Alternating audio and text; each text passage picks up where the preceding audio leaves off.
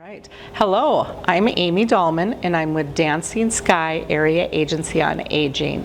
And I'm really excited to present some tips that I've learned along the way as a Dementia Friends champion, and I hope they help you too.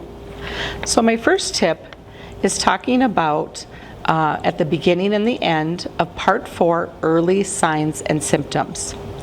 So I point out that when you're talking about these signs and symptoms, that you really want to be mindful that you're sharing that these don't necessarily indicate Alzheimer's disease. There's all kinds of medical reasons why somebody might have some of these signs and symptoms, and the goal isn't to alarm people or scare people. The goal is to get them to go to their doctor, go to their medical provider and talk about these things and get to the root of the problem. And so, for example, I might point out like dehydration or urinary tract infections or things like that, that those are instances where they may mimic some of the symptoms of dementia. I also want people to be mindful that the fact that they're going to their doctor early on, that's really how we get that early diagnosis. That's really how we get to the root cause, and then also we can address it and make sure we find those resources for people to access if they have that serious dementia or Alzheimer's disease diagnosis. Then I want to share another tip, and this tip is in Part 4, Early Signs and Symptoms as well. And I think sometimes it's really hard for people to understand what we're talking about in some of these instances because we don't have a lot of time to dwell on each tip individually, or excuse me, each sign individually.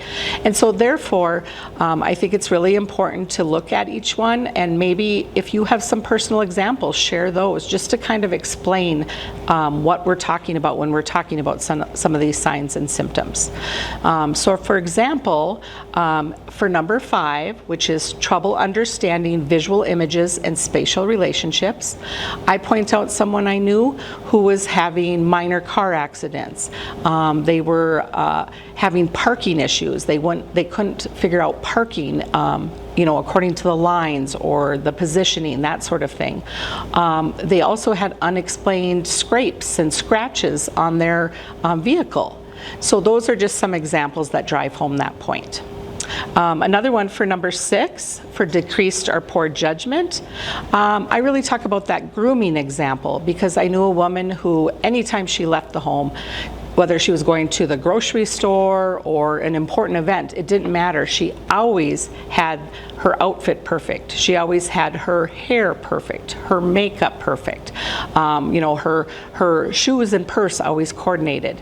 And then over time, there was a significant change in that, and she would go places and maybe her hair wasn't done, or maybe her makeup wasn't done, or her outfit even maybe exhibited some stains, or it wasn't as clean. And so for me, that was an indication that something was happening. And then for number 9, withdrawal from work or social activities, I use the example of a woman I knew. She loved the Minnesota Twins, and she talked about the Minnesota Twins all the time. She definitely watched all the games, and she wore the Twins t-shirts and hats and all of that. And slowly over time, people were noticing, including myself, that they'd ask her, "Oh, how are the Twins doing?" or "How did the game go last night?" And she didn't know. She didn't have any indication that she even enjoyed watching baseball or the Minnesota Twins. And so for us, that was a really big indication of something to have checked out. All right, well, thank you for listening, and good luck with your champion role.